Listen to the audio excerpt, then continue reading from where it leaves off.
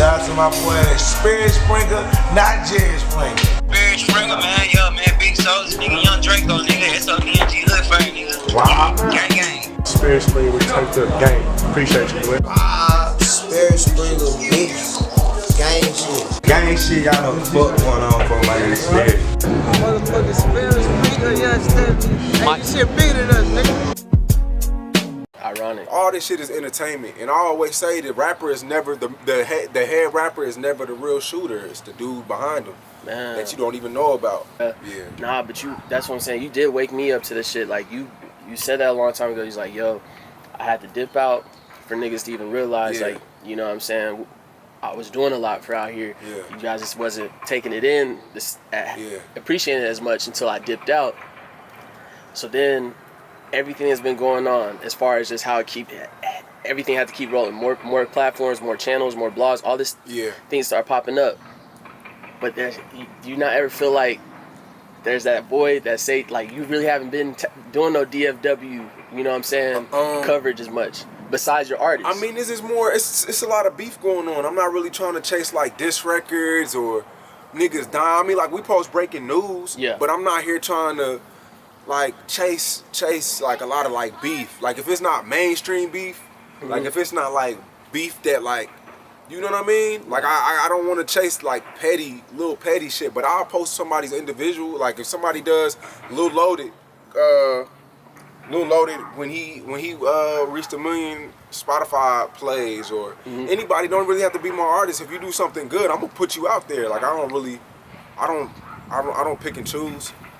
So since you're not trying to chase the beef stuff, is that just where you at in life? Because you, like, you know, you reached this point, or is it like looking back at some of the past like interviews and things when you was like really in it, like doing the shit day to day?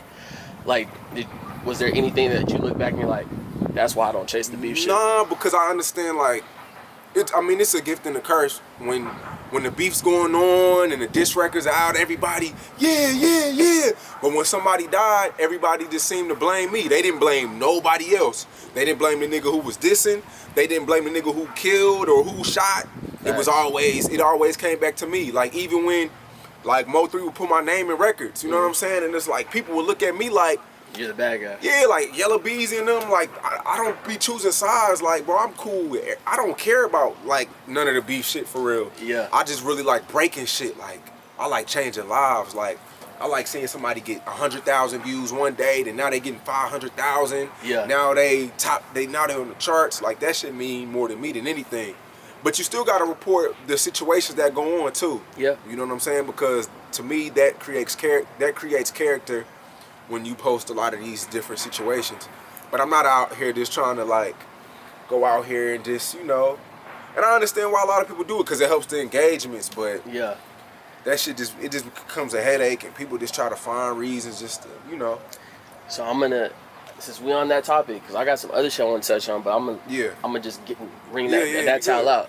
So the way things operate out here, especially in Tarrant County and Fort Worth, big beef, you know what I'm saying? That's been the thing. Do you think it's because the niggas who started the shit set the example of, hey, bro, we came in this bitch on some dissing and beefing, so all the younger niggas just following suit, seeing, oh, that shit worked for Yayo, that shit worked for Spud, that shit worked for Whoop Wop, whoever else?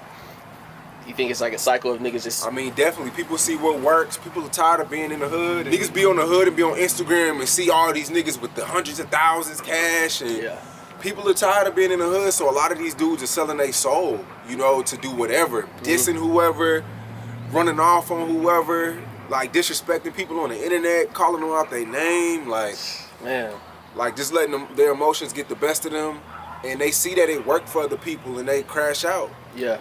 And I mean, but I would never blame like the Go Yayos and Spud Booms for that. You know, they were just, to me it was entertainment, but a lot of these people, I don't know. I don't understand it. But I mean, you see when the kid Channel 5, J-Dub, you seen what he did. Like, and it's funny because, you know, it's really hit or miss with him. Like, it's either you love that kid or you hated him. Like, because you was either on this side or that side.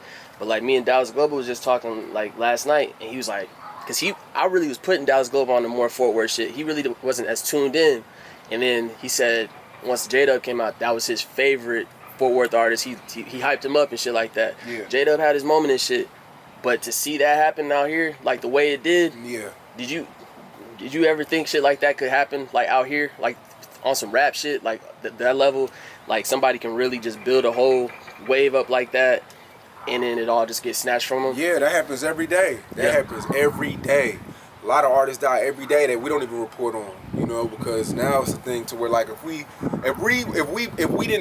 never posted their music, we can't say rest in peace to them. So it's like a lot of times people die. I don't even say rest in peace no more because we didn't. It's a gazillion rappers. So now it's like I gotta post every rapper just in case he died, just to say, you know what I'm saying? So it's just like, yeah, man. Like I had a chance to work with J-Dub. But it was too much. It was just too much going on with dude. So how do you feel about that? Yeah, like as a manager, boss, or however you want to look at yourself, shit like that, is that like a liability to you type? Yeah, it's just a liability, and you could just be out and about like with him, and then you never know who he shot at or who he robbed or anything that happens, and you just minding your business and you just being with him. Yeah. And it's just like, I'm just kind of like really just trying to stay away from like bad energy. Like, I want a Drake. I don't want a artist that, you know what I mean? I'm shooting for a charting artist these days. But it's rap, and you know, like niggas eat up, you know, oh yeah, he really about that, or credibility and shit. Like, how much does that really mean, like, nowadays? Like, man, that shit don't mean nothing. You don't have to have no street cred to be that guy. Yeah. You know, I mean, look at some of the artists who are on top right now. Yeah. They had no street record, but as long as you have that something about you that people like about you, you're gonna win. You don't gotta go out here and crash out and diss people, or, I mean, it's more fun when it's actually believable. You can kind of enjoy the music better, but I mean, you got niggas coming out now saying that they don't even sip lean, and that's all they rap about is lean. Yeah. So, ironic. all this shit is entertainment, and I always say the rapper is never the head rapper is never the real shooter. It's the dude behind him that you don't even know about. You know what I'm saying? So we always glorifying these rappers, but it's not really them. It's they entourage that's really, you know. Is that something that you always knew from the jump, or did you learn it like as deeper into it, like going to these hoods and, you know, just seeing these people, like getting to know these people in real time, and like having conversations with them off camera, off Instagram. Yeah, you kind of realize, like, and it's good. Like, the rapper, the head person, shouldn't be the one really about that. Yeah, like you the bag. You're the bag. You should never want to be the person who's out here crashing out. That don't even make sense. You already know who it is, man. We on Sperry Springer Live, man. One of the greatest to ever do this shit in the DFW, man. You already know what's going on. Hey, man, that's that nigga, man.